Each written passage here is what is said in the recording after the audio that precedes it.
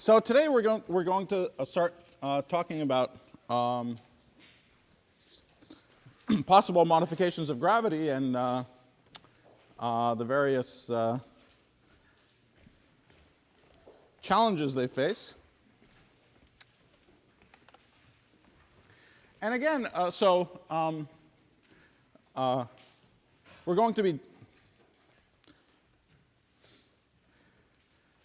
we'll be talking about a number of very concrete proposals for what modifications of gravity look like. And I'm going to tell you what I think all the, at least in my view, if not fatal flaws, overly radical differences are from standard physics. But part of the point of doing this is if any of you are interested in continuing to think, especially about modifications of gravity to solve the cosmological constant problem, I by no means want to discourage you from doing that. Just because your elders have tried and failed repeatedly many times doesn't mean that one of you might not come up with a good idea for it. But it is important to know what the issues are so that if you think you have some brilliant idea, you can run down a checklist of things that have been tried before so that when you write a paper showing how brilliant the idea is, the people 20 years older than you who've tried doing this won't look at me and say, you idiot, you didn't think about this thing that we thought about already 20 years ago. You run through the checklist and at the end you're like, wow, this is pretty good. This is better than the landscape. And that sounds like a very low bar, but it isn't. It really isn't. I'm very serious about this. It's an amusing fact that, it's just a sociological fact, but the people who are most convinced that the landscape is the best explanation we have for the smallness of the cosmological constant tend to be the people who have banged their head the hardest against other ways of trying to solve the cosmological constant problem. And it's the people who have been blissfully ignorant of how hard it is, who say things like, oh, it's solved in some other magical way. So that's how tough it is that's the bar. You want to do something that's better than the anthropic explanation, which sounds like it wouldn't be very hard, but is actually damn hard, really damn hard. But anyway, so this whole series of, this part of the series of lectures is sort of somewhat uncharacteristically negative for me. So it's a lot of fun to be incredibly negative, it turns out. But I want to just preface it up front by saying that I really don't want to discourage potentially crazy new ideas for attacking the cosmological constant. But again, they can't be so crazy that they don't know all the other things that have come before. And so you should know the sort of bars that you have to pass. All right. So, and in fact, mostly we won't be talking about anything to do with solving the cosmological constant for the sort of folk theorem that I'll tell you about in 5 minutes. But let's just first talk in general about what it means to modify gravity. And it should be apparent at long distances again. It's always infrared modifications of gravity. And it shouldn't surprise you that that the issue has nothing whatsoever to do with what some Lagrangian looks like, or are you adding this term or that term, or doing this, or talking about the Palatini formalism, or this or that. It's totally irrelevant. Formalism, please remember, is your slave, not the other way around. Okay? So the formalism and what the Lagrangian looks like, blah, blah, blah, is completely irrelevant. What really matters is whether you're modifying the actual, there's a planet here, there's a planet there. Is the actual force between them different or not? Okay, are you doing anything to the long-distance behavior of things moving around in space? Right? That's the most basic thing that we might mean by modifications of gravity. Now, by that standard, there's an incredibly simple modification of gravity. It's so simple and so boring. It wasn't so boring 50 years ago, but by now we're so familiar with it, we hardly think of it as being something particularly interesting to write home about. We can take gravity and we can add a scalar field, or some number of scalar fields. And we can have this scalar field coupled to matter with gravitational strength, and coupled to the only thing, if we want to make it look something like gravity, we can couple it to the trace of the energy momentum tensor. And then maybe you can have higher order interactions as well, but this is the dominant interaction that it would have. Okay, so let me put some coefficients in front here. This is just adding a stupid massless scalar. We can give it a tiny mass if we want, but if we want it to be exciting, we want it to be massless, so it might affect things at long distances. As I said, 50 years ago, Brands and Dickey and people like that did this. They called it departure from GR. And in fact, I mean, it is. In point of fact, it is. It does modify the force between planets, right? There's an additional attractive force given by the exchange of this guy. Now, actually, it doesn't exactly modify. All the effects of this guy in the non-relativistic limit are completely absorbed into redefining what you might mean by G Newton, right? Because you get two attractive forces from gravity and from the scalar exchange. So whatever that new potential is, you just call that new thing G Newton, okay? So where does this show up? It shows up because that phi does not couple to radiation. It doesn't couple to photons. The trace of the energy momentum tensor vanishes for photons. And so the way you would notice the presence of this phi is not in what it does to planets, actually, but that, if you like, the G Newton that you would infer from the Cavendish experiment, from the potential between non-relativistic masses, would differ from the G Newton that you would infer from the bending of light by sun. Okay, so those two observations, if you use them to extract the value of G Newton, would give you different values. So that's really it. Now, there's sort of fancier generalizations of that, screwing up other things in the post-Newtonian approximation and so on. But by now we know that this coefficient is experimentally got to be less than between 10 to the minus 3 and 10 to the minus 4. I don't know if, do you remember, Matthias, what the number is? Okay, anyway, it's much, much smaller than 1. It's between 10 to the minus 3 and 10 to the minus 4. By the way, we got a huge amount of mileage here by just coupling it to the energy momentum tensor. So like I said, there's no obvious non-relativistic difference. You only just have to look at these relativistic effects. We could do other crazy things. We could, instead of just to modify forces at long distances, we could add very, very light vector fields that couple to baryon number or something like that. Those things would really, really screw up it wouldn't have universal couplings even for non-relativistic matter, and the limits on those kinds of violations of the equivalence principle are like a part in 10 to the 18. So they're incredibly strong. Okay? So really forget about that. But these things that couple to the trace of the energy momentum tensor are fine, but the coefficients can't be Planckian. So what do we say about this theory? Well, I would say this theory is theoretically, it's boring,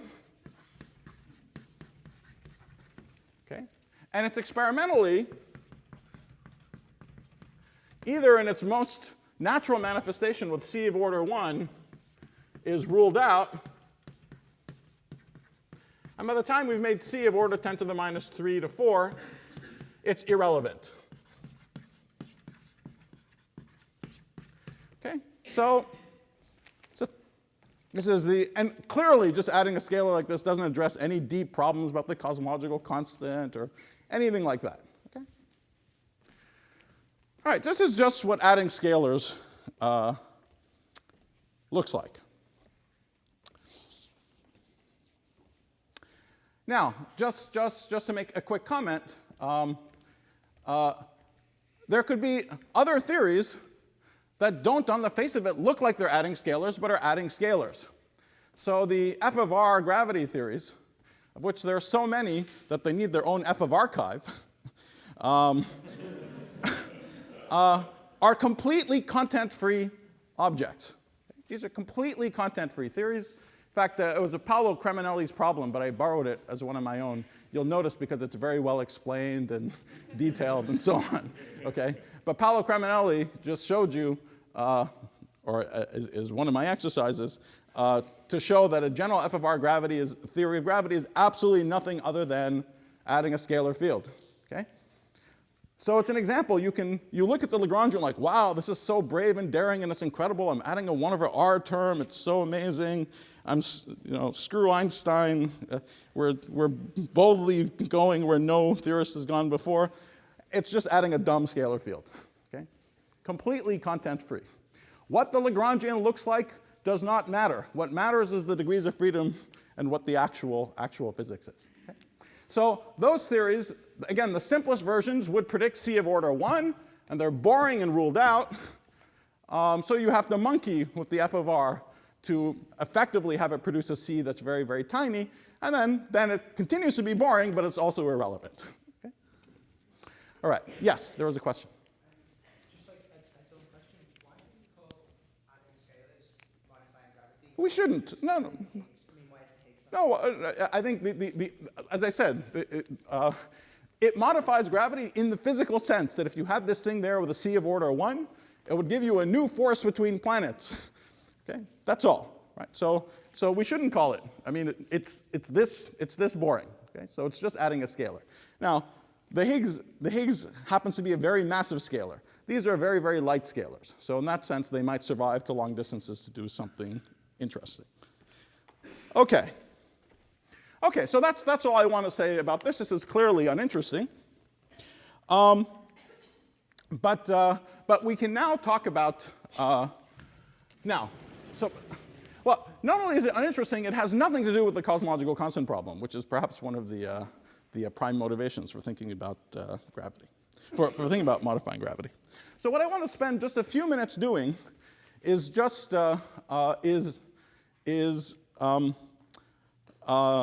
explaining to you the following point, that in the end of the day, even every theory of modified gravity, even the ones that were motivated somehow by solving the cosmological constant problem, A, can never solve the cosmological constant problem. At least there's a big conceptual obstacle that needs to be overcome, qualitative obstacle that I'll tell you about.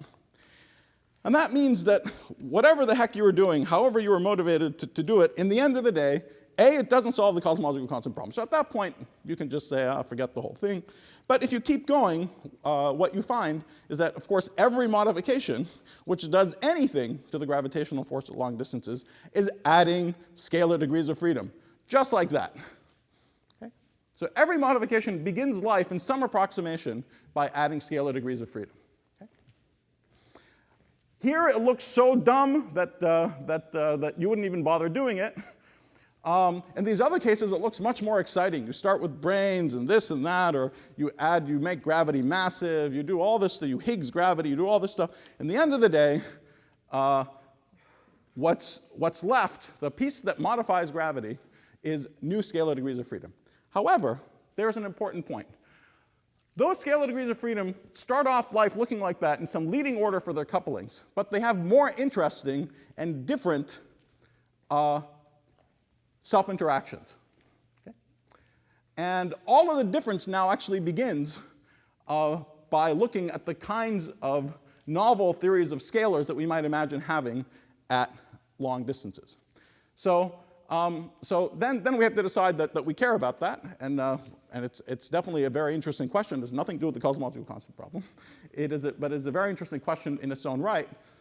Is it possible to add scalars that have this 1 over m Planck coupling to matter, no tiny coupling put in by hand, no 10 to the minus 4 put in by hand, genuinely gravitational coupling to matter, and yet for some reason it's not ruled out? It doesn't screw up the bending of light by sun. Okay? It's something that we can actually imagine having. At that level, the answer is definitely yes. These theories have very interesting nonlinear self-interactions.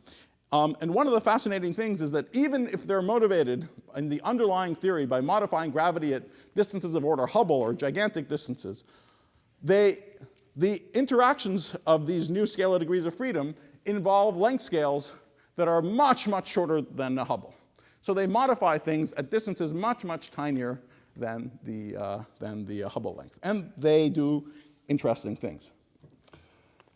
In fact, I think the sort of best positive thing which has come out of all these developments is the discovery of a kind of new class of scalar field theories, which are governed by a kind of novel sort of shift symmetry. So these are the theories, these so-called Galilean theories. These are really interesting theories. Okay? It's a kind of, they're governed by a new sort of symmetry structure. They have all kinds of interesting properties classically. They have interesting properties quantum mechanically. There are nice, novel kinds of low-energy effective theories that start off like that, but are completed with nonlinear interactions in a way that quite beautifully screens the presence of this scalar and allows you to get away with it while still having couplings of order 1 over n Planck, and making all sorts of interesting predictions for deviations of things as nearby as the moon's orbit, for example. Okay? So they really have interesting phenomenological consequences. So that's a class of theories which has come out of attempts to modify gravity.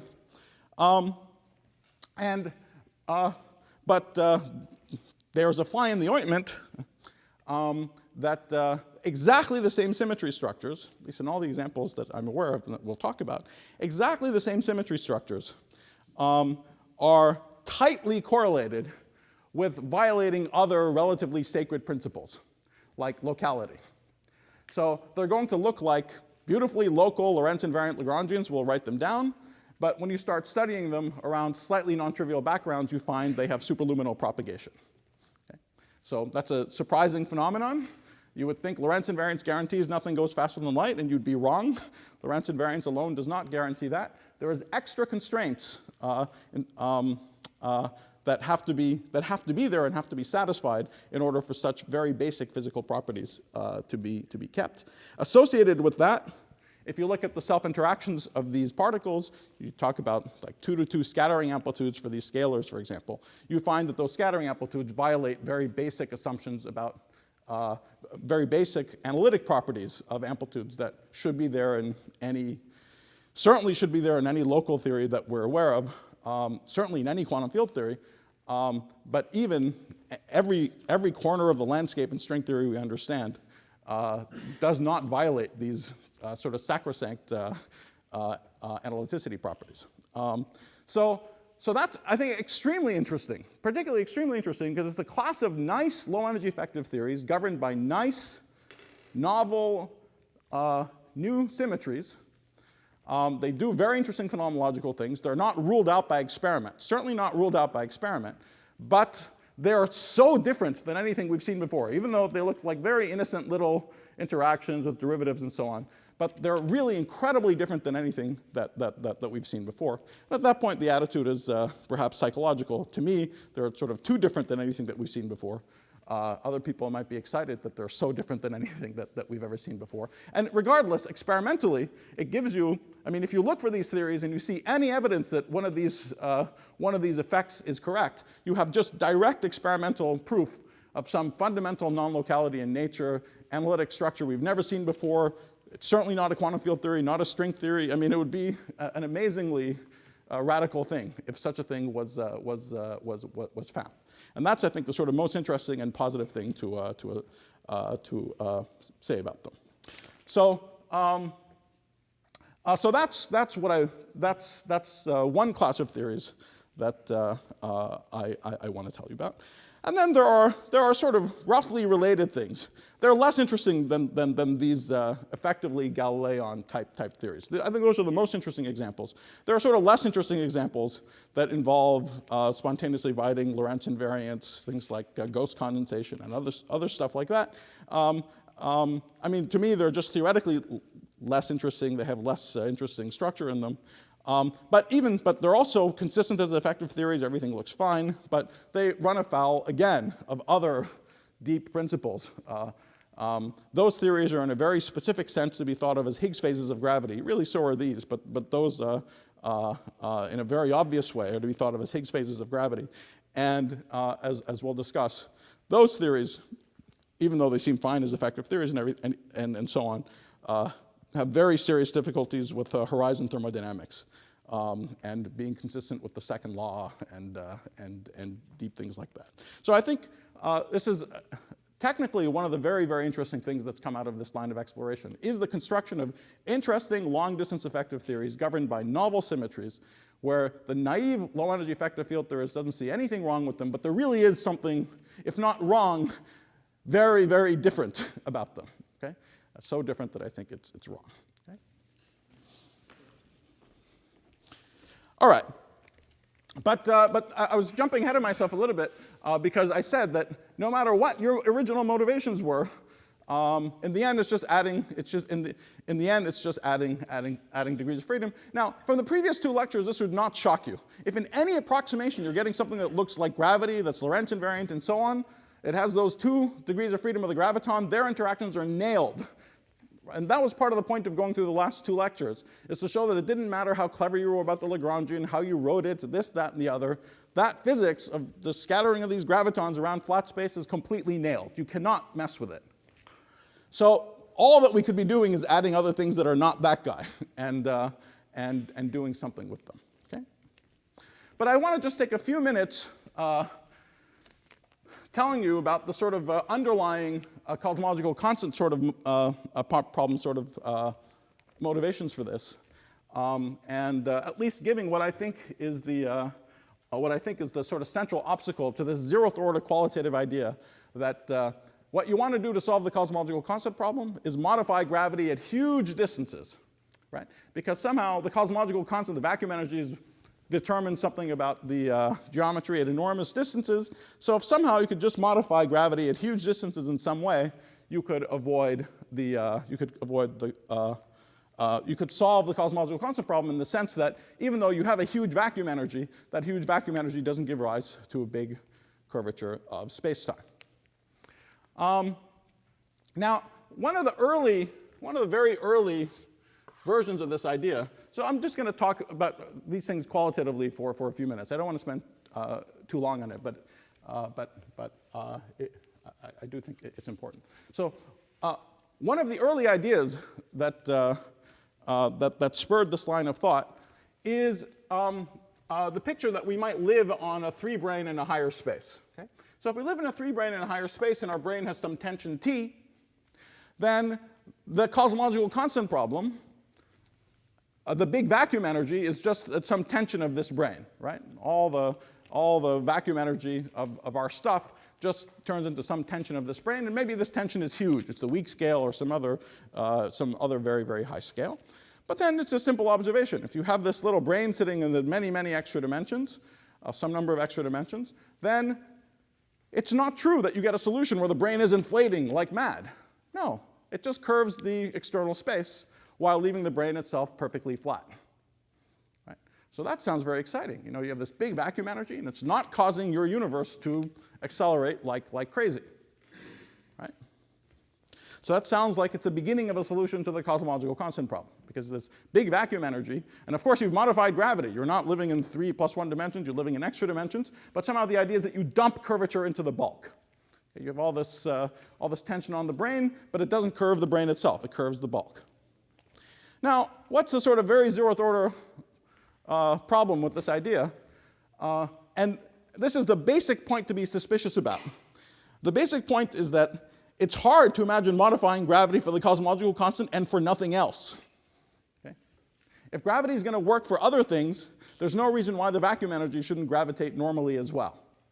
Okay, so that's at least the tension. That's the other thing that you'd have to worry about. And these examples beautifully illustrate that, right? Because yes, it's true, you have this gigantic tension, it doesn't curve the brane, it curves the bulk, but if I take the force between 2 particles here and there, it's not a 1/r² force. In no sense do you have anything that looks like 4-dimensional gravity. Right? You have a 1/r³, 1/r⁴, some other higher dimensional force law between them. So congratulations, you've managed to make the vacuum energy not gravitate, but nothing else gravitates either. Okay? Nothing else gravitates normally either. Now let's say you take this and you try to make it, you say, oh, I'm going to take this brane, I'm going to compactify. Ah, that's wonderful, I'm compactifying, so now I will get 4-dimensional gravity at very long distances. Still, I dump the curvature into the bulk. This is just great. But this is the other thing. if in any approximation at low energies there's no extra massless particles, nothing other than the guys we know and love, you have to get whatever you would get in that low energy theory. It has no idea where it came from. Okay? You can have millimeter-sized dimensions and brains and blah, blah, blah. As soon as you go to distances large compared to a millimeter, if there's a gap in the spectrum, and we certainly are interested in distances larger than a millimeter for cosmological questions, then if there's a brain tension there, if there's a vacuum energy there, it's going to act like a cosmological constant, and it does. Okay? So, and you might think, but wait, I mean, if you make this brain very, very big, somehow, surely there's some limit. As I go to infinity, I'm not going to be accelerating. I'm not going to have de Sitter expansion on the brain. That's true. The Hubble expansion rate on the brain is really small. It goes like 1/m Planck squared. The problem isn't that it isn't very small. It does go like 1/m Planck squared. The problem is that it's not small enough. If we put in a vacuum energy of order the weak scale, absolutely, the Hubble scale would be a millimeter. That's a damn slow or long distance scale, but it's not slow enough. We need it to be 10 to the 10 billion years. Okay? All right, so there's clearly zero magic and brains and extra dimensions and so on if there's any kind of standard compactification. By the time you get to the low energy theory, it's normal. So that's why people then had an even more interesting thought that no, you actually want to have this extra dimension be infinite. You want it to go on forever. So in some sense, there's no approximation in which you can completely neglect the presence of all these light degrees of freedom. So it's not obviously stupid. Okay? But somehow what you want to do is also evade this problem that the gravity doesn't look four-dimensional. So this was the extremely nice idea of DG and P to try to trap gravity to this four-dimensional brain. Okay, so you try to trap gravity to the four-dimensional brain so that it looks four-dimensional on the brain. You still have this infinite bulk, and you somehow hope, because at incredible distances you're modifying things, that maybe you're not going to have a cosmological constant problem. Okay, so of course, but you have to start with some concrete proposal. So their concrete proposal was just with one extra dimension to put some huge coefficient to a four-dimensional Einstein-Hilbert term localized on the brain. You have a five-dimensional Einstein-Hilbert term in the bulk. And then if you just work out what the propagator is between 2 points on the brain, you find, and it's pretty easy to see, if P is just the momentum on the brain, you pick up something that looks like 1/p squared m Planck squared plus magnitude of P m5 cubed. Okay? So that's what the 2-point function looks like on the brain. It's very easy to, I mean, if we didn't have this term, you would just expect to get a 1/r cubed potential on the brain. And this is exactly the Fourier transform of what a 1/r cubed potential would look like. But you've added this term, so you're definitely going to get something that looks like 1/r squared. And so you can see that there's a sort of a crossover scale given by m Planck squared over m5 cubed, where these things become comparable to each other. P crossover inverse comparable to R crossover. Okay, so that was their idea. You make m Planck huge, m5. You make this ratio very, very large. So this crossover scale happens at Hubble, let's say. So you're modifying gravity at distances of order Hubble. It becomes five-dimensional at distances of order Hubble. So it's a four-dimensional force law. At huge distances, it turns into a five-dimensional force law.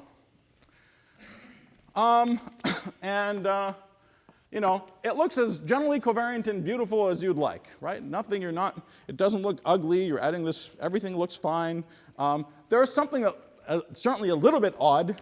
You're making the Planck scale on the brain here gigantic compared to the Planck scale in the bulk in order to get this large separation of scales. But other than that, everything looks totally fine. Now, so this is a very concrete proposal, and a very concrete proposal immediately did not solve the cosmological constant problem, because you found that it had a tension on the brain. So this is a story you got if you tuned the tension of the brain to be 0. If the tension of the brain was not 0, then you precisely found a de Sitter solution on the brain with exactly the rate that you would expect. Exactly the rate you would expect, just given the Hubble squared given by the tension over m Planck squared. So once again, this confirms the basic idea. You make gravity look four-dimensional, everything will act normally four-dimensionally, including the vacuum energy. Okay? Now, I don't want to tell you all the litany of certainly my own failures for trying to get around this, but I mean, I can say for myself, there's sort of 10 variations, roughly 10 variations on this idea that I tried, and they all have this feature, and it looks conspiratorial. That the second you make it work, you find that the 4D gravity is behaving exactly, that the cosmological constant is behaving exactly four-dimensionally. Let me just give you one more, just to give you an idea of how cruel this game is. Let me give you just the one higher dimensional version of this idea. So you might think, well, the fact that if this thing has tension, it inflates itself is very special to one extra dimension. One extra dimension, we know that codimension 1 objects have enormous back reactions on the space and so on and so forth. Maybe we should just go to higher dimensions. Fine. So let's say you go to 2 dimensions. So if you go to 2 dimensions, this propagator turns into 1 over p squared and Planck squared plus, now just by dimensional analysis, if we have a 6-dimensional Planck scale, so it just looks like m6 to the 4th. And so the crossover scale is given by our crossover squared is m Planck squared over m6 to the 4th. Okay. Now you also know that, in fact, you probably got from Taname's lecture, if you didn't know before, that, however, if we have this brain sitting there, then the solution in the bulk actually cuts out a conical deficit angle. Okay? So it turns things into a cone. And the deficit angle is given by, well, what else could it be? It's the tension divided by m6 to the 4th. This is the dimensionless combination. So very good. So this solution is definitely not inflating. You put in a tension, it's not inflating. You put this DGB term on the brain, and it's trapping gravity to the brain. So it evades that problem. Traps gravity to the brain. But you see, you have a new problem, because I can't make this tension much bigger than m6 to the 4th, because there's a deficit angle, and it closes up the space. So there's a limit on how big I can make the tension, which is precisely given by around m6 to the 4th. So let's say I make the tension as big as it can be around m6 to the 4th. At what distance scale am I modifying gravity? Exactly the would-be Hubble scale. Had we had a normal vacuum energy, the normal vacuum energy of order m6 to the 4th would give a curvature of order m6 to the order m Planck squared over m6 to the 4th. And so the way this theory is solving the cosmological constant problem says, look, if we had a TeV to the 4th vacuum energy, the Hubble would have been a millimeter. So at distances large compared to the millimeter, we change gravity. Okay? That's not useful. Right? We need to change gravity. We need to have everything fine out to distances of order Hubble. Okay? Okay, well, but then you have another brilliant idea. You say, aha, but this is only if this is the deficit angle. What if the tension of this brain was negative? Okay? Now you might worry a little bit about fluctuations of the brain. This is actually not so bad. You can imagine that it's nailed to some fixed point, so it doesn't fluctuate. So now this sounds like a really good idea, right? Now we make the tension negative. As I make the tension bigger and bigger, there's no deficit angle, there's a deficit excess, right? So I'm sort of making a bigger and bigger space around the brain. Now everything is great. I have a flat solution. I trap gravity to the brain. Done. Right? Well, you're not done. You're not done because I've been characteristically sloppy in writing down this formula. You see, in such formulas, there are pi's in the coefficients here, right? And the pi's are reflecting something important. The pi's are just reflecting the sort of, the area of a sphere. So you have potentials go like 1 over 4 pi r. Forces go like 1 over 4 pi r squared, right? And that 4 pi is there because there's the area of the sphere. So, so what you actually find then is that the coefficient of this m6 to the fourth, which is just giving you what the six-dimensional part of the potential would be, its 4 pi is modified. It's not 4 pi anymore, because I have this big deficit excess. Instead of being multiplied by 4 pi, it's multiplied by something which is a lot bigger. And in fact, in the limit, as t over m6 to the fourth is very big, most of this excess angle is being dominated by this guy. So instead of getting 2 pi there, I get this thing multiplied by, I mean, there would have been a 1 plus, but we can ignore the 1, tension over m6 to the fourth. Okay? So look at how absolutely cruel this is, right? Because precisely in the limit where we'd start winning, this thing cancels against that. And once again, the crossover scale is given by m Planck squared now over the tension. Once again, a millimeter. Okay? So once again, we're solving the cosmological constant problem by modifying gravity at the would-be Hubble scale anyway, which is if we had the big vacuum energy. No good. All right, so why are these bad things happening to us? Okay? Well, it's happening to us because it's hard to modify gravity in such a way at large scales in such a way to treat the cosmological constant as different than anything else. By the time you get gravity to look normal, everything else is going to look normal. And I remind you that this is really the problem we have. If you want to imagine that the vacuum energy is TB to the fourth, the would-be Hubble scale would have been a millimeter. Okay? And so it's hard to imagine how a modification of gravity that's going to kick in at distances of order Hubble would solve the problem near the millimeter scale. Okay? That's one way of saying the problem. Okay. Now, but let's pursue this line of thought a little more. If I say this, I'm going to say the same thing in a number of different ways. So let's forget about these concrete examples. Let's now imagine just some magical mechanism whose job it is to take the vacuum energy part of T mu nu and degravitate it. It says you will not gravitate. Everything else will gravitate, but you will not gravitate.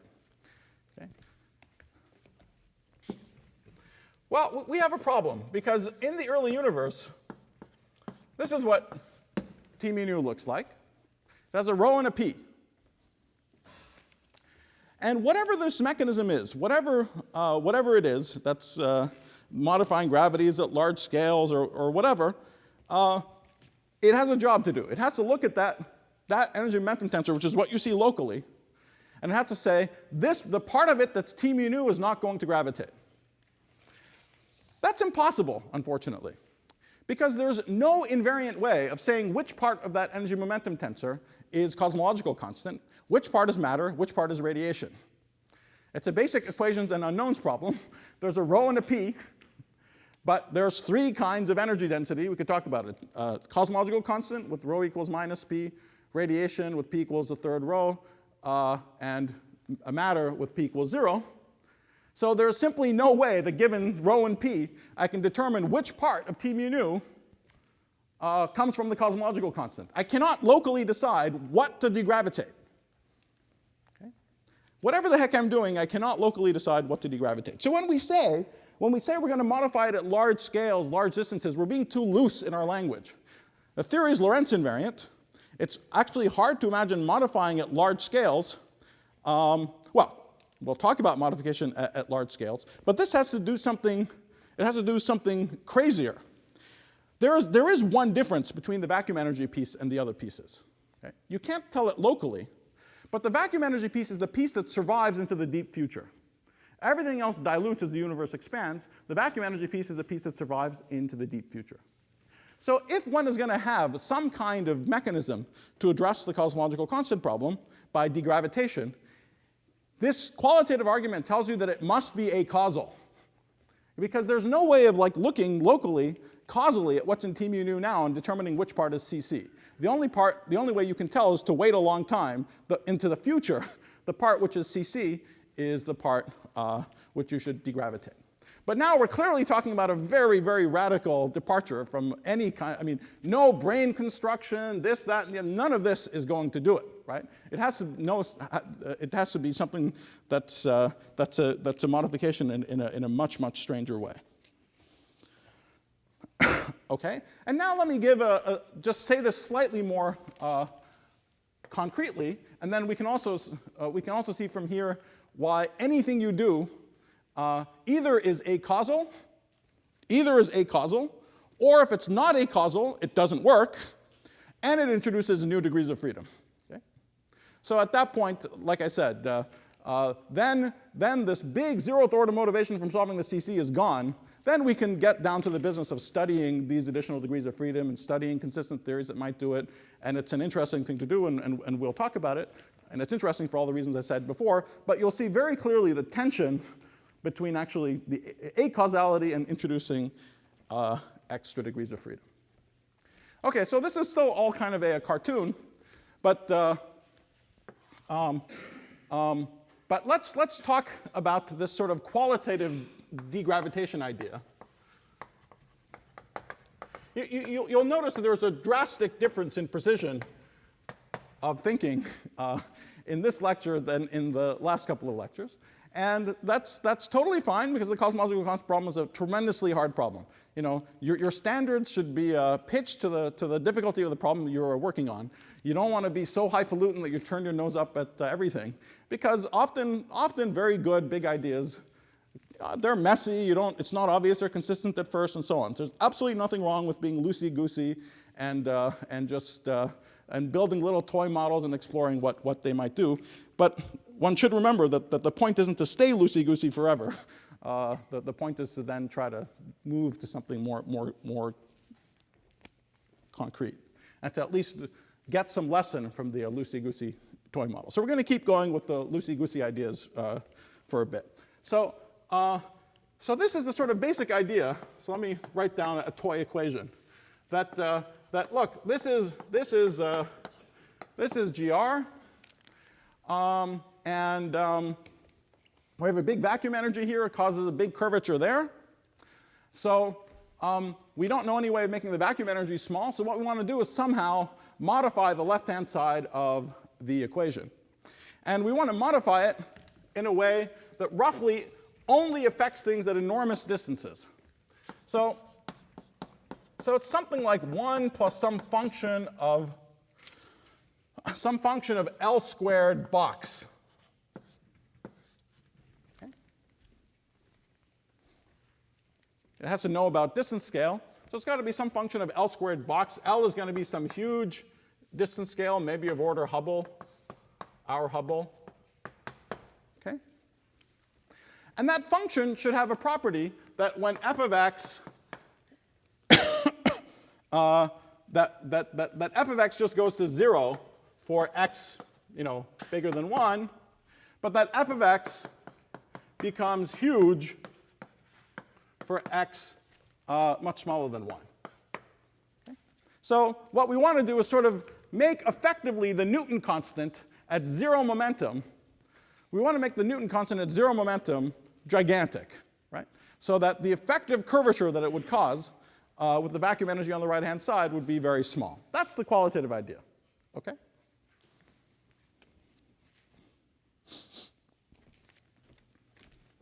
You see, if we do this, and then you look for a maximally symmetric solution, let's say you just look for a solution which is de Sitter or anti-de Sitter. You look for a maximally symmetric solution, you plug in there, you beautifully find that maximally symmetric solution has a minuscule Hubble. It's a solution of these equations of motion. The maximal symmetry guarantees that we can find solutions of the equations of motion in this form. And for those solutions, the Hubble is minuscule. No doubt about it. Okay? So it seems to work. If by working you think that your goal is to see that maximally symmetric solutions aren't inflating like crazy. All right.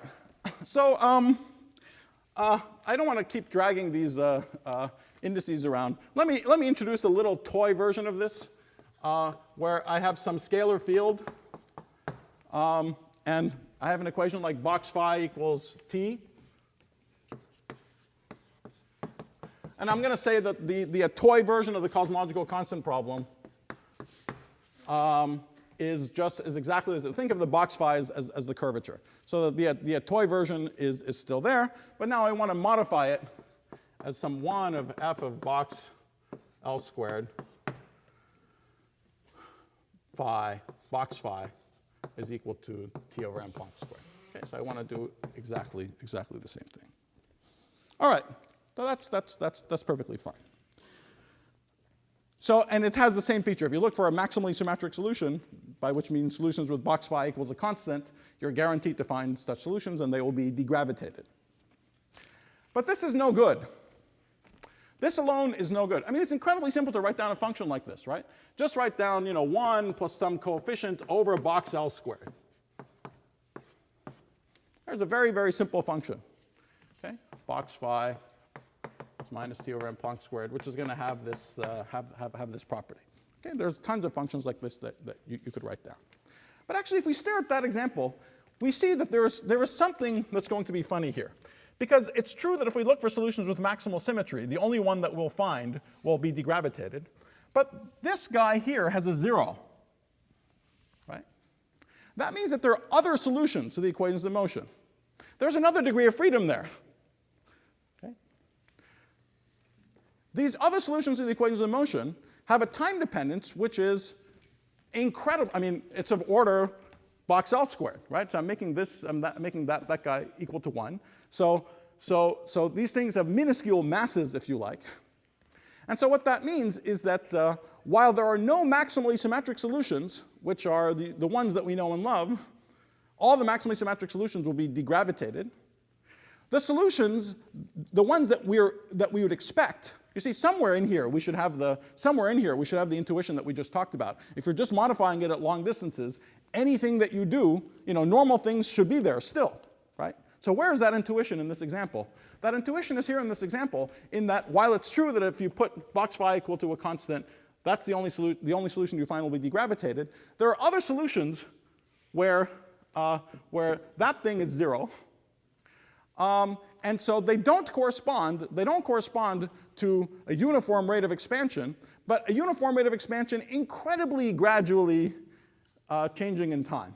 So it's not officially a maximally symmetric solution, but it's changing in time on time scales of order this huge length scale. Okay? That's, again, what we'd intuitively expect. We'd intuitively expect we've modified things at huge scales, so the solutions that we had before are still there in some approximation. And the approximation in which they're there is that they're there, but now instead of having a constant Hubble rate, it would have a Hubble rate that's very, very gradually changing in time. That solution is just as bad as the usual cosmological constant problem. Okay? It wouldn't help us very much to be exploding in a de Sitter space of millimeter curvature, where the time scale in which it's varying is also something is of order Hubble, our Hubble now. That's not going to be helpful. Okay, so but that is predicated on something. That's predicated on this guy having some zeros. So we see that if this thing has some zeros, if this has zeros, then we don't actually have any solution to the CC problem, right? No solution. We just get the usual bad ds, the usual bad solution, modulated slightly in time on distances of order L. That's no good. Now, what if you say, okay, fine. So what I should do is somehow contrive to arrange that this thing has no zeros in the complex plane at all. Then we don't have this problem. Oh, and I should say that there's a literature of people who claim to solve the cosmological constant problem. Almost always, the thing they check is that they check for maximally symmetric solutions, and they find that the only one has a huge de Sitter. The only maximally symmetric solutions are fine. And this argument should lead you to, they should be checking other things. Okay? It's not enough to check that the maximally symmetric solutions are fine. You have to really check that there are no solutions that look like approximately the bad one. And that's where the devil hides. Now, let me, but now let's say we can imagine making some crazy function here with exponentials or whatever, something that's not a polynomial, which does not have zeros in the complex plane. Then it works. Then it works. Okay? Then nothing is wrong, it works. However, this thing not having zeros in the complex plane immediately tells you this theory isn't causal. Let's decide if it's causal or not. I mean, you see I have this very high order equations, right, with some exponentials of boxes and stuff like that in it. It's not obvious that it's causal. Let's do something really basic. Let's just compute the Green's function. Okay? Let's just compute the Green's function, and let's actually imagine. Let us imagine that.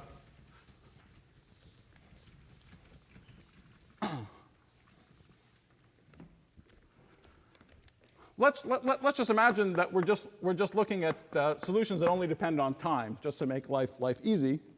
So the Green's function as a function of time would be just the Fourier transform e to the minus I omega t over 1 plus f of omega squared L squared. Okay?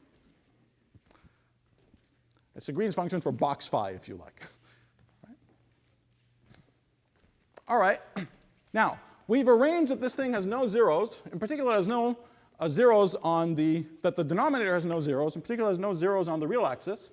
And the whole point is to make sure that this function f, is something 0 here. Maybe it gets really big somewhere around 0, and it goes back down like that. So this is in the, this as a function of omega. So down here at omegas of order 1 over L, maybe it gets huge, but otherwise it goes down to 0. There's no poles, so there's no zeros of that function by assumption. Otherwise, there's new degrees of freedom, and it doesn't work. So by assumption, there's no poles. But then we can just do this Fourier transform. It's a completely regular function. We do the Fourier transform. And what we get is a symmetric function of t. There's no way of defining this Green's function so that it's causal. Okay? It's equal size for t negative and t positive. Now, why does this not normally happen to us in normal theories? In normal theories, these Green's functions have poles. These poles are no joke. Okay? The poles are what tell you that you can't apply this argument. You can't just flat out say, oh, it's an even function of omega, so it's an even function of time. You can't do it because the Fourier transform isn't well defined. You have poles on the axis. That's where you begin to make choices. You say, I'm going to choose an I epsilon prescription. I'm going to do this. I'm going to do that. Depending on what you do, you can choose an I epsilon prescription to choose a retarded propagator, for example. So you're talking about something. So you're talking about something causal. But it's so those poles are not bad. Those poles are good. Those poles are telling you about are telling you that it's important to have right. Anyway, so I said it already.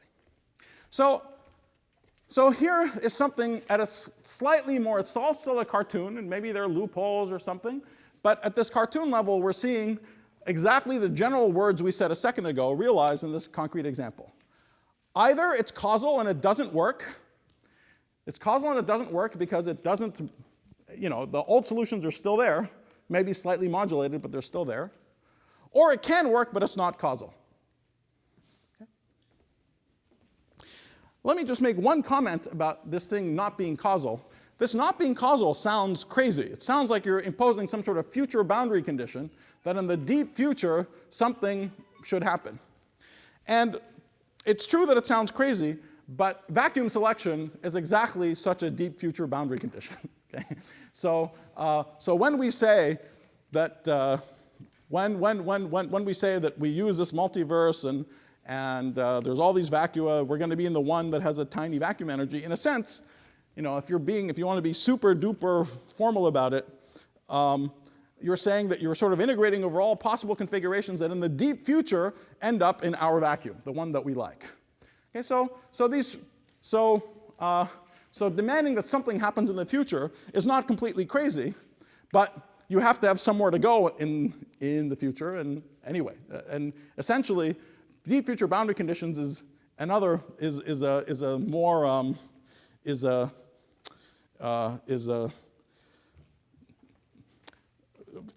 much more stuffy way of talking about what we do all the time in our heads, which is to just imagine that we're living in some vacuum and doing physics in that vacuum. But anyway, it has nothing whatsoever to do with, in fact, you see that nothing whatsoever even to do with any scale L or anything, right? So okay. So that's all I wanted to say about this. I just wanted you to see that we didn't forget the original motivation for doing all of this, but you try to do it, and this is the sort of basic lesson. So causal modifications of gravity, even at large distances, do not appear, at least to me, to be able to say anything about the cosmological constant problem. Any such modification, like in these examples, there might be poles here, we're modifying gravity in some way. That means that it's not solving the CC, but it's adding degrees of freedom. And now we can continue to explore this for its own sake, because it might be interesting and tell us other things. But this is why immediately the sort of level of drama has gone down 120 orders of magnitude. Okay, and we're dealing with a separate kind of question. Okay, so any questions about this? As I said, it's all quite qualitative, and there might be ways around it. But if you're going to find a way around it, please write the paper in a way that explains why all these things were stupid. So when I read it, my blood pressure will stay in a finite location. Okay. Okay.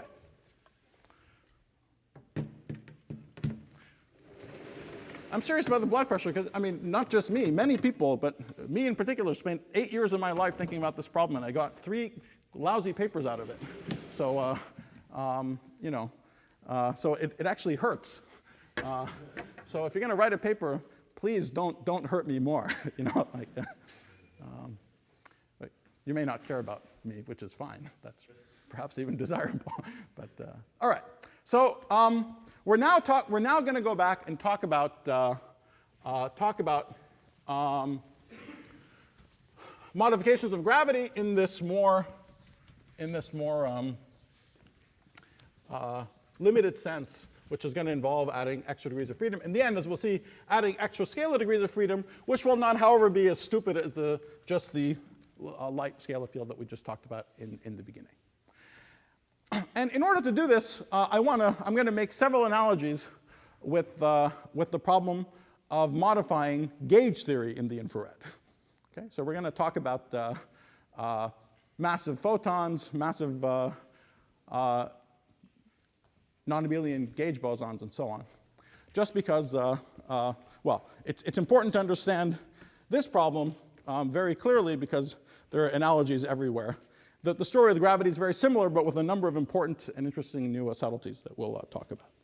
Okay, so let's first talk about massive spin 1.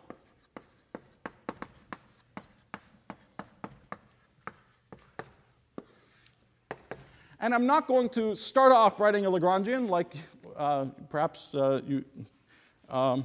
you've seen before. We're actually going to go back to the logic of the first lecture and just imagine we have a massive spin 1 particle. It couples to matter in some way. It does something. But we're now going to have some propagation of this massive spin 1 particle. It's going to be described by some kind of field with a vector index. So this thing should give me some numerator factor n mu nu over p squared minus m squared. And as before, the n mu nu should be given by the polarization sum. Okay. So even before writing on a Lagrangian, we're just going to nail what the structure of this interaction can possibly look like. And the numerator, again, by unitarity, as we said before, the numerator's got to be the polarization sum. Now life is a lot easier than with the massless spin 1, because the polarization sum is now really easy to think about. In order to see it, let's go to a frame where, let's go to the rest frame of the particle. So in this frame, I have 3 polarization. I always have 3 polarization vectors, so perhaps we should have said this again, that we have, there's this, and this is the origin of all the excitement, is that there's this discontinuous difference in the number of degrees of freedom between massless and massive particles, spin 1 and higher. Massless spin 1 particles have 2 helicities. Massive spin 1 particles have 3. Okay, so I have 3 spin states. And here we can just describe them. The 3 of them are, epsilon x, y, and z, say, and they would just look like 0, 1, 0, 0, 0, 0, 1, 0, 0, 0, 0, 1. Okay? So it's completely clear that the polarization sum is just equal to delta ij, right? So n mu nu is just equal to delta ij if mu nu are spatial j's and 0 otherwise. So the polarization sum is particularly trivial. And we can write this now in a completely Lorentz invariant way. That's what it is in the rest frame. But this now extends immediately to something Lorentz invariant. It's just negative eta mu nu plus p mu p nu over m squared. Okay. That plus p mu p nu over m squared just cancels the 0, 0 component coming from eta mu nu.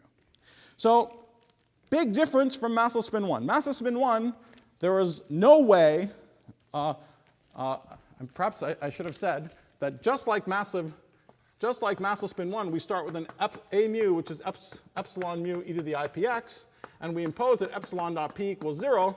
But now this takes us from 4 to 3 degrees of freedom, which is exactly correct. Okay? So everything is fine.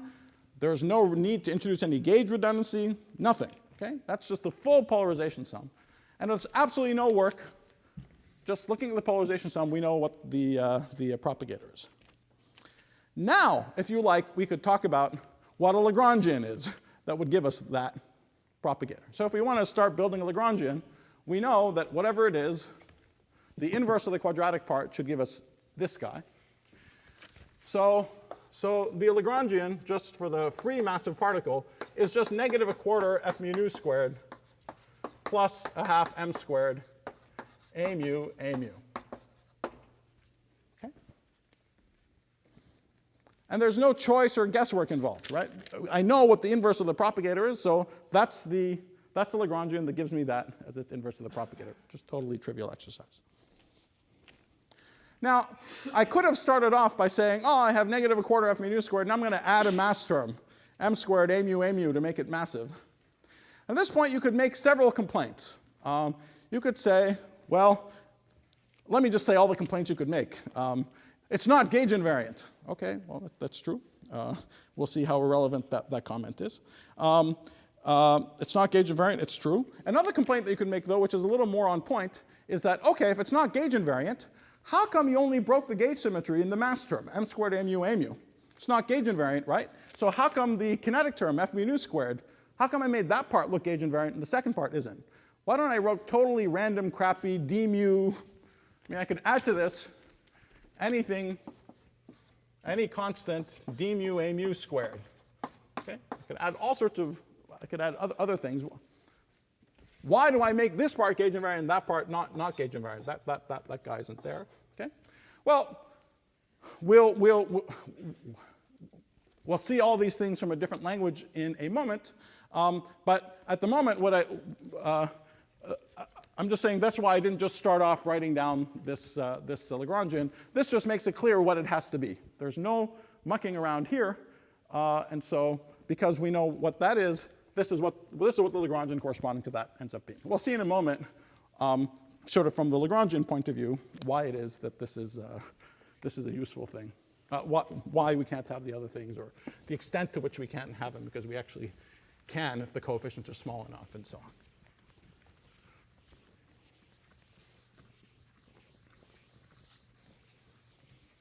Okay.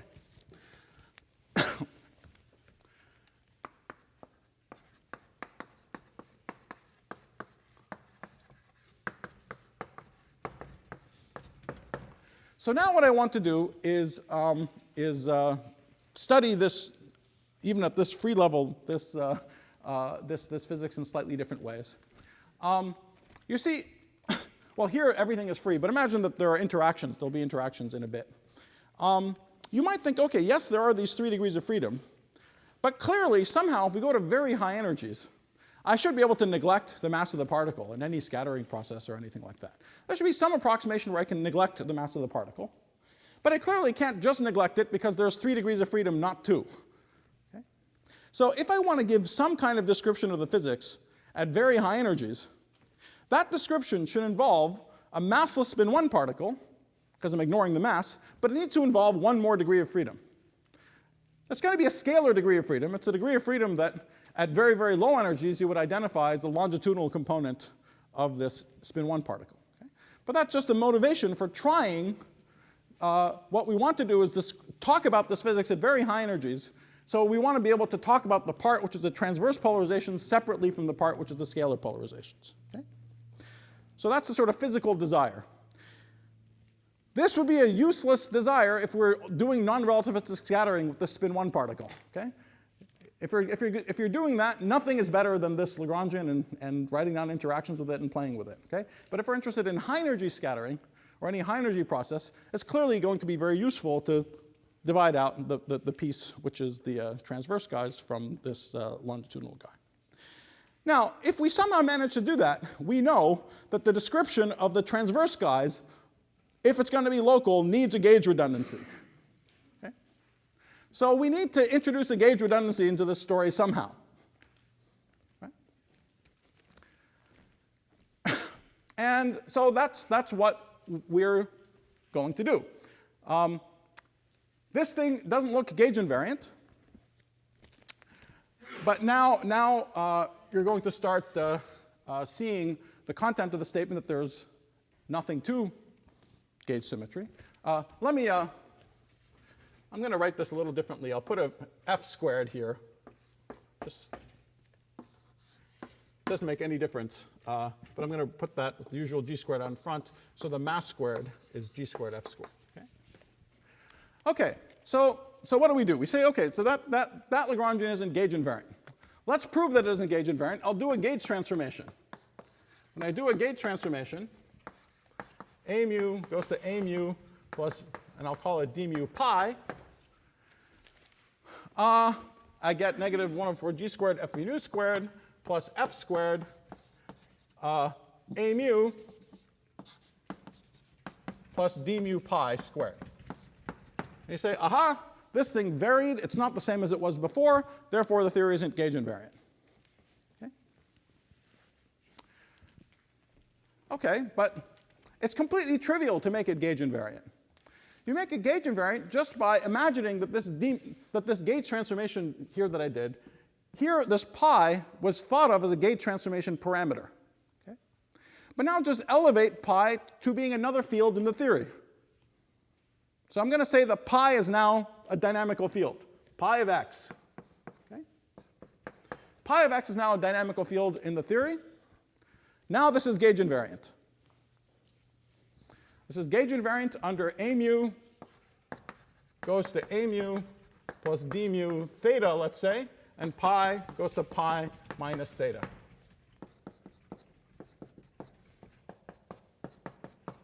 Okay? So it should be completely clear you can always do this. We started off with this non-gauge invariant, crappy looking thing, crappy if you like gauge symmetry. We just made it gauge invariant. Now it's gauge invariant. Okay? There's no content to a gauge symmetry. It's something to help us. It's nothing about the physics. It's something to help us describe the physics. So here we've done it, right? We've now introduced a redundancy. Now, why is this useful? It's useful because we can now, so one way we could gauge fix the symmetry is to just send pi to 0. Then we go back to the original, Lagrangian. But now we might imagine gauge fixing in other ways. And so what this pi is clearly this extra scalar degree of freedom. This corresponds to the longitudinal degree of freedom of the spin 1 particle. Okay?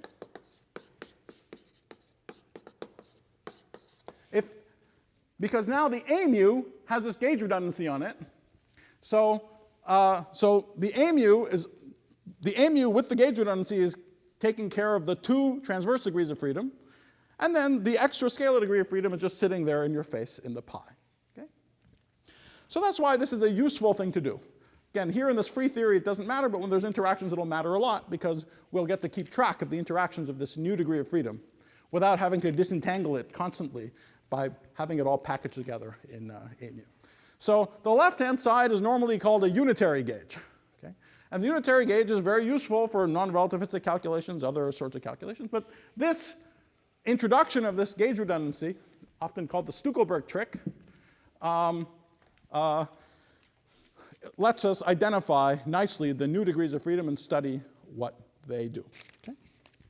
Okay, so this is the first way you can see that. So we start with something that looks like it's non-gauge invariant. Actually, it is gauge invariant. All that really matters is that we have this 1 extra degree of freedom. And just in case you think there's something, yeah, this is gauge invariant, but it's not as nice as the other gauge invariant one because it involves this new field, let me write it yet another way. Okay, so we have this new gauge invariant guy. Now I'm going to do something funny. I'm going to integrate out pi. Nothing stops me from doing it. Okay? Everything is quadratic, so I can just integrate out pi. Okay? What happens if I integrate out pi? In fact, if I have a source that couples to the transverse degrees of freedom, that's all that it would know about, right? It will just know about what couples to the a mu. So if I integrate out pi, what I get is an effective Lagrangian that has to be gauge invariant, right? Because it has this gauge redundancy. If I integrate out pi or not, it still is going to have this gauge redundancy. However, of course, you would expect this pi is massless, right? Its kinetic term just goes like d pi squared. So I should expect something not local in this effective action. So what is the effective action I get? It's 1/4g squared f mu nu 1 plus m squared over box f mu nu. Okay, that's a little exercise, completely trivial exercise. Okay? So this is the third way of doing exactly the same physics. Now this looks a lot like our exciting example, modifying gravity, right? We're writing down something with a 1/box. We're changing things. Everything is perfectly gauge invariant. There's no other fields other than a mu appearing. Okay? It's all garbage, of course. It's all repackaging, right? Don't be fooled by the advertising, right?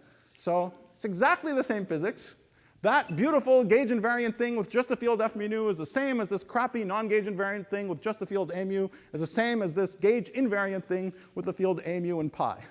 In all 3 cases, what matters is that there's 3 degrees of freedom. Okay? And so why has this, remember yesterday I told you that, I told you already that gauge symmetry has no teeth at all unless you have this extra assumption that you're forced to realize it only with the degrees of freedom corresponding to the spin 1 or spin 2 or higher particles that you have, right? So we see that here. It has vanishing teeth, right? We can take gauge invariantify anything by doing a gauge transformation and promoting the transformation parameter to a field. But what's going on in this example? Now it seems like it is perfectly gauge invariant only with the degrees of freedom that I put in, but it's not local. Okay? So remember, that was the point. The point of this redundancy is to help us describe the physics in a local way. And if it's not local, it can be as gauge invariant looking as you want. It can still be, it's not propagating only the degrees of freedom that you're interested in. Okay? So all 3 of these things are modifications of E and M in the infrared. Okay? Modifying it quite dramatically, you get a Yukawa potential at very, very long distances. Okay.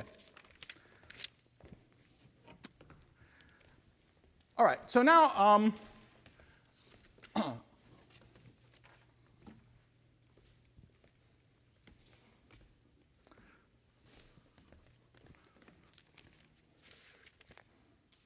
now let's move on to briefly talk about non-abelian gauge theories.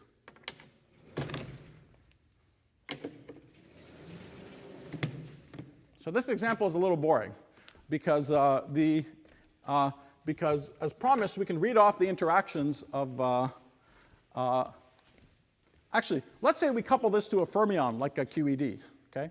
Just to do this very simple example. If we couple this to a fermion, you'll notice that the usual coupling, the only coupling we could write down to the fermion anyway, just by dimensional analysis, is a psi bar gamma mu psi a mu, right? So accidentally, that's gauge invariant, okay? And that means when I do this substitution, pi has no coupling at all to the fermion. Okay? So we've learned something very nice, that you can just add a mass term to a photon, okay? And nothing has happened. At very high energies, all I have is the usual QED plus this decoupled free scalar that corresponds to the longitudinal component of the gauge field. Okay? So, and that was an ancient known result, that you could just add a mass term for photons without doing anything. But things become a lot more interesting in the non-abelian theory.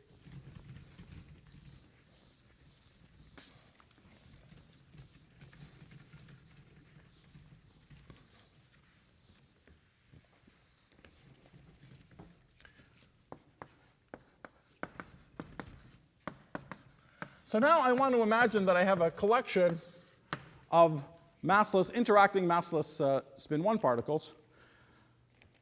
Let's say we want to do the one that would correspond to an SU2 gauge theory. So we have 3 of them. And just to make my life easy, I'll immediately jump to writing down the Lagrangian for it. So there's 3 of them. So I could write as a trace F mu nu squared. This is now the full non-abelian SU2 F mu nu. But then the mass term I'm going to write down is going to be F squared, just trace A mu A mu. So I'm grouping A mu into an A mu A sigma A. Okay?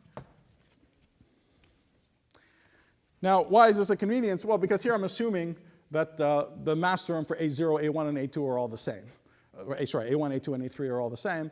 Another way of saying it is I'm assuming that there's a global symmetry still, that's an honest global symmetry that's rotating all the components into each other, an SU2 global symmetry. It just makes my life a little bit easier. Okay, so the mass of the gauge field, again, is g squared F squared.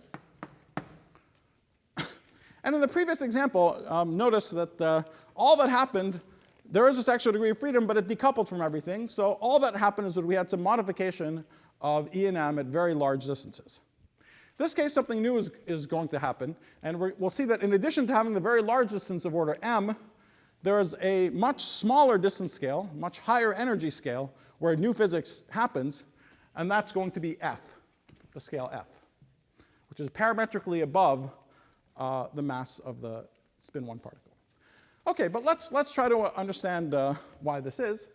Now, once again, what I want to do is study the interactions of the longitudinal components of these guys. And I want to do it in exactly the same way. I want to isolate the, so I'm going to do it by doing a gauge transformation. So here it is. It'll be A mu goes to, now the gauge transformation on A mu is something that would look like U dagger d mu plus A mu U. So that's the non-abelian gauge transformation on A, where U is e to the I pi. This is e to the I pi A T A. Okay. It's just exactly the same thing. Now I'm going to elevate the U to be a dynamical field. Okay.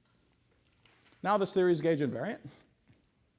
And once again, by zooming in just on the pi's, I'm just looking at the dynamics of the longitudinal components of the gauge fields. Okay? But what is the interaction for the pi's? Well, the interaction for the pi's just comes from this term, and it's given by f squared. And if I now ignore A mu here, it's given by f squared trace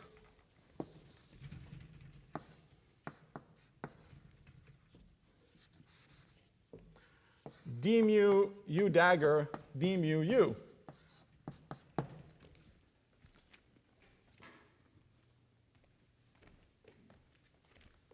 Okay? But now you see, unlike the U1 case, because u is this, there's this non-trivial exponential, and the t's don't commute with each other. This is equal to f squared times trace d pi squared. But then there are interactions that would look like, when you expand this thing out, d pi squared, and being a little schematic here. Okay? But we have other interactions. Okay? So we have non-trivial interactions.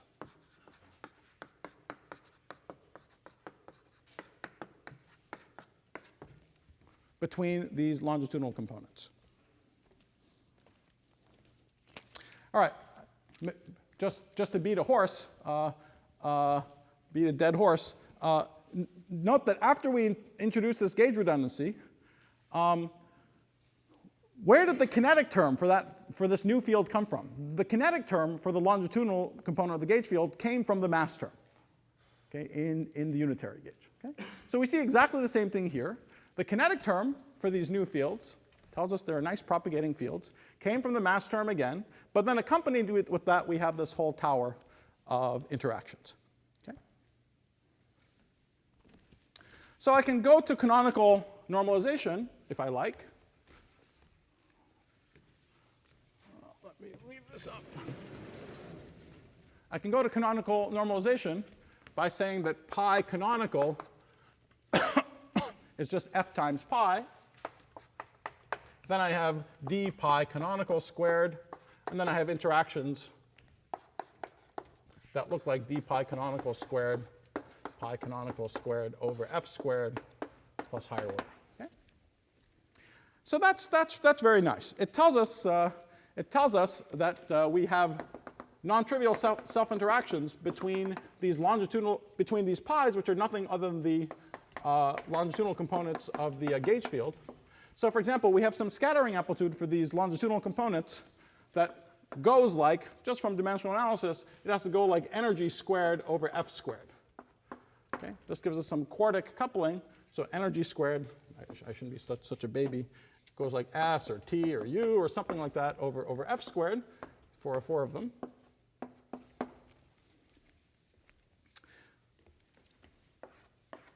But you see that this thing becomes of order 1 when the energies become comparable to f.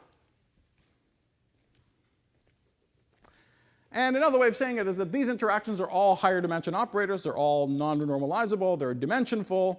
All equivalent ways of saying that this something new has got to happen. This physics breaks down. It predicts its own demise. Something new has got to happen at energy scales of order f. So this is some real UV cutoff scale of this theory. But notice that if m, which is gf, is the mass of the gauge boson, then the scale f, lambda uv, which is f, is m over g. So if the coupling is weak, there's a parametrically large separation of scales. Everywhere in here, there's a good effective field theory. There's a good effective field theory. Everything is weakly coupled. It's fine, but the amplitude for the self-interactions of these pi's, so these longitudinal components, is growing, and something new has got to happen by this very short distance scale of order m over g, but which is, however, parametrically separated from the mass. So if you're very, very naive, you would think, oh, all I did is modify things at large distances. I gave these gauge bosons a mass. I got a Yukawa potential. But it's not true. Associated with that very long distance modification is also a new short distance scale. And they're parametrically separated from each other to the extent that there's a weak coupling in the theory. Okay? So in this case, the weak coupling is g, and something new is happening. Why is something new happening? Because there's new degrees of freedom. And you have to see what these new degrees of freedom are doing. This is the $10 billion argument why we're completely convinced that the LHC has got to see something like the Higgs. Okay? I can run through this entire argument for the W's and the Z's in the standard model. And notice nowhere here did I say the word Higgs mechanism, Mexican hat potential, blah, blah, blah. None of that, right? What do we just see experimentally? We see experimentally these massive spin 1 particles. Beautiful. Tuck, I write them down. I study what they do, just what I've seen. I'm not putting in anything extra. I study what they do. This is a very convenient trick for studying the important degrees of freedom, of these new longitudinal modes. And I discovered these new longitudinal modes become strongly coupled at a scale that's parametrically above the mass of the W and the Z. If you do it a little bit carefully, there's some 4 pi's here. That's really a 4 pi m over g, roughly.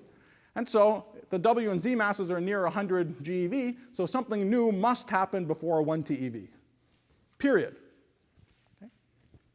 Otherwise, so something new has got to happen before 1 TeV. One of the simplest things that new thing can be is that you discover that there's an additional Higgs particle. And this Higgs particle changes the dynamics. One of the reasons to associate the word symmetry breaking with this physics is that that effect of Lagrangian, if you've been around a little bit, you recognize immediately as a nonlinear sigma model. And it's a nonlinear sigma model that would describe the Goldstone bosons of some symmetry breaking. Okay? But that symmetry breaking could come from lots of places. Low energy dynamics is universal, but if you have a nice healthy theory in the ultraviolet that gives you that nonlinear, like a theory of a Higgs upstairs at high energies would produce this nonlinear sigma model at low energies, providing the longitudinal degrees of freedom of the W and the Z, but then fix up this problem as you go to high energy scales. Okay, okay, so here we've already seen the sort of basic phenomenon. Modifying at large distances is associated with some new modification also at much, much shorter scales. So when next time we see that associated with DGP modification at long distances, or in general this Galilean modification at long distances, there is some prediction for a deviation of the orbit of the moon, you will not be shocked. It's exactly the same phenomenon. Okay? It's the same phenomenon, except the effective theory is quite a bit more interesting, and the kind of modification is also more interesting. Okay, let me make just one final comment.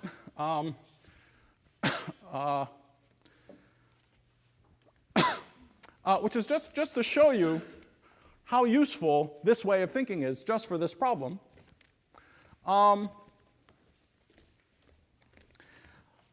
Just to tell you that I could have arrived at exactly the same conclusion without doing any of this, in principle. Remember, this gauge redundancy is our convenience. We did it so we could study the new degree of freedom, and it was useful. It told us this answer right away. It told us these amplitudes go like energy squared, and it told us that there's new scale and everything, right? But whether something is useful or not depends on you. You could be an extremely powerful calculator. You don't care at all about understanding things in some squiggly, intuitive way. Someone hands you this Lagrangian, saying, that's it, I will now calculate, right? And you just calculate all the scattering amplitudes, the 2 to 2 scattering amplitudes in this Lagrangian. Of course, you're going to arrive at exactly the same conclusion. So how does that work? Why would you have a suspicion? Why would you have a suspicion that there's any amplitudes that are growing? After all, it seems that we have the only interaction that I have is G.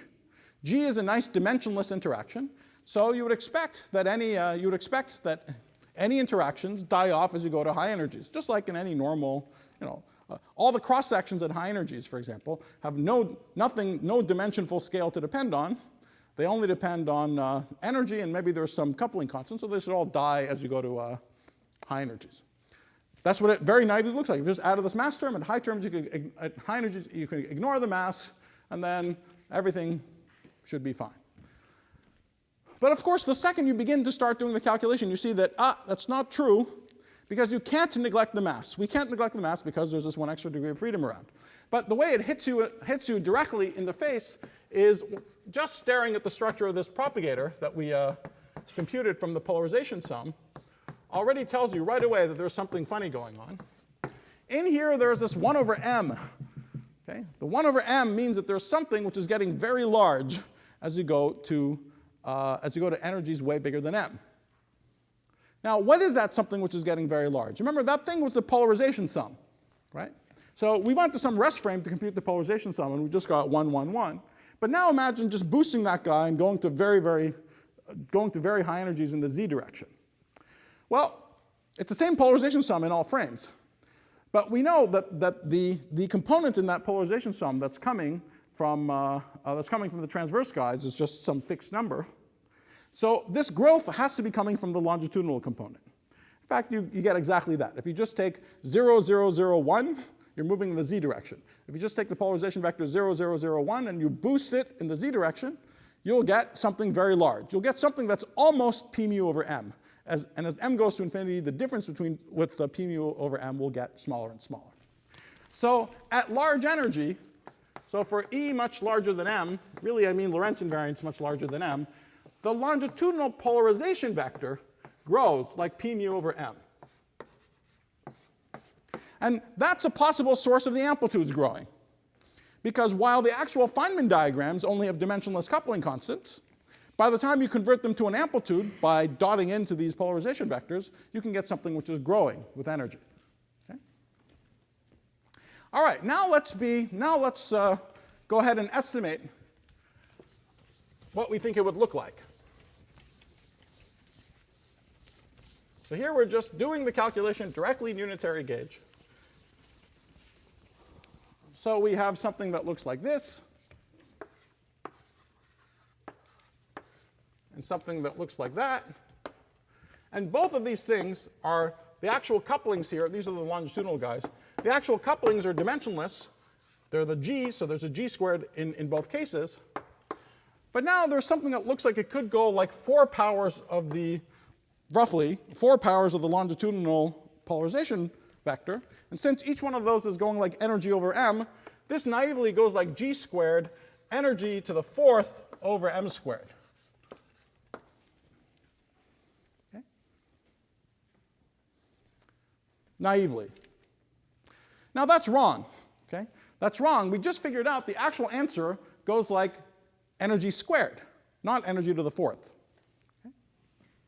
And of course, if you actually sit down and do this calculation, you won't get the wrong answer. You just have to work and be careful and keep track of minus signs, and you find there's a cancellation between these two diagrams. The leading piece that goes like, this leading piece that goes like energy to the 4th cancels, and you're left with a subleading piece, which is indeed g squared energy squared over m squared, which is precisely nothing other than e squared over f squared. Okay? Which is exactly correct. So just emphasizing, nothing forces you to introduce the gauge redundancy, but it's very useful. And here, the useful thing is it lets you immediately see the scale, immediately see the interactions. You don't have to work. And what's wrong with the unitary gauge is just mixing all these degrees of freedom up, right? It's mixing them all up with each other, so it's not making it easy to identify the new degrees of freedom. Okay? All right. So once again, the summary of the bottom line for modifying massless spin 1 particles in the infrared is we can do it. We can add a mass term. It invokes new degrees of freedom. And for self-interacting non-abelian theories, associated with that new degree of freedom are some new strong interaction scales at energies that are parametrically higher than the mass of the spin 1 particle. And at very, very high energies, some UV completion, some completion of that theory to something bigger is needed. But there's a nice big range of energies where we can talk about this physics in a sensible way. Now, I just want to say one more thing. See, there's something that happened that was extremely nice here, which is that once we introduced this new degree of freedom, you see, this guy had a nice, healthy existence of its own, just described by this nonlinear sigma model. I could have started backwards. I could have said, imagine we have some nonlinear sigma model. There it is. It has these interactions. It has this high energy scale and so on. And now I could imagine gauging this nonlinear sigma model. I want to couple it.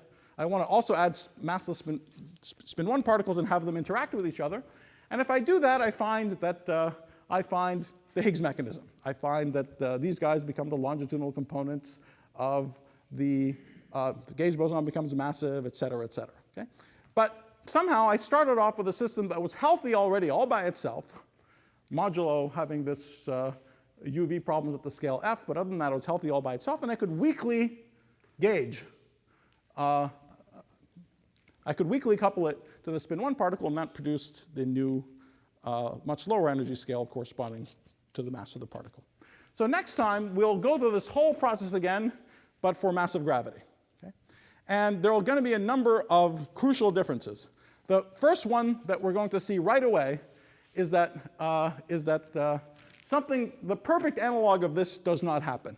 There isn't a system that we can imagine as healthy all by itself, which we then weakly couple to a gravity. A little more specifically, here, the kinetic term is beautifully just arose directly from the mass term. But what we'll find is that does not happen for massive gravity, and the story is more interesting. It arises from mixing with the graviton, and there's a different kind of limit that we have to take to make the physics sensible. But a lot of the rest of it, a lot of the rest of the structure is there. Gravity is nonlinear, so there's nonlinear interactions between these guys. If we take the most naive theory of massive gravity, that Firth and Pauli wrote down a long time ago, we'll see there's something really sick about that theory, sort of really, really sick about that theory. But we'll also see from this effective field theory point of view, there's nothing sacrosanct or special about that theory. It's possible to modify it in a very natural way, which is guided by writing down the most natural effective Lagrangian we can for the new longitudinal degrees of freedom. So we're going from 2 massless to 5 massive degrees of freedom. So we have 3 extra degrees of freedom. There's 2 transverse vectors and 1 scalar. And most of the drama is associated with that 1 scalar degree of freedom. And we'll see that making the theory as healthy as possible corresponds to having that scalar degree of freedom described by a theory with a new kind of symmetry. Instead of having a nonlinear sigma model here with the associated symmetry, we're going to have these Galilean effective theories with their associated symmetries. And then we'll study what those do. But that class of theories covers essentially every Lorentz invariant modification of gravity which is known. The DGP theory, other ways of putting things on branes and intersecting them, or just adding mass terms by hand, all of them look the same. All of them look the same.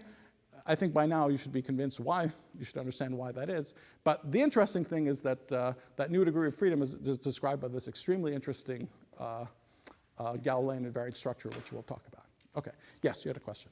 Was this statement before I was factoring was very blowing up as he goes live? Was that the same as the statement that you need the Higgs to unitorize? Yes. Except not, I mean, as I said, this one isn't there, but this one is there. Okay, so that's so this is what I said. So you've never said the word spontaneous symmetry breaking. You've never drawn a Mexican half potential. You just see what's out there in the world. There's these massive spin 1 particles. You go away, you write down the interaction for them, and then just what we've seen, nothing else, just the consistency of just that theory alone predicts its own demise. It says that the longitudinal components interact in such a way that the amplitude grows strong at an energy, so 4 pi m over g, as far as the w and the z is something like 1.2 TeV. Okay? So just completely independent of top-down thinking, you just take the particles that we've seen, that theory predicts its own demise. It says that the longitudinal interactions between the w's and the z's grow and become strong at something like 1.2 TeV, and something needs to come in. Something has to save it. I stress this argument, something has to save it, is literally the same as the argument that we need new physics at the Planck scale to deal with the short distance problems of gravity. It's literally the same because it's the same dimensional analysis even. They're the couplings of the same dimensionality. Both 1 over f squared and 1 over m Planck squared have dimension -2. Okay? And in both cases, there are amplitudes that are growing like energy squared. Just so the gravity interactions get strong at m Planck. And you would very naively think if someone hands you the standard model, the only place where new things will happen is at m Planck, but you'd be wrong, because sitting there in the longitudinal components of the w's and z's is a much lower scale of order 1 TeV. So something has got to come in. Now, if this was a series of lectures about precision electroweak physics, I would tell you, well, that 1 TeV has got to be more like 100 or 200 GeV, and we can't even have it get strongly coupled at 1 TeV. So, but it is not. So instead, we'll be talking about Galileans tomorrow. Thanks a lot.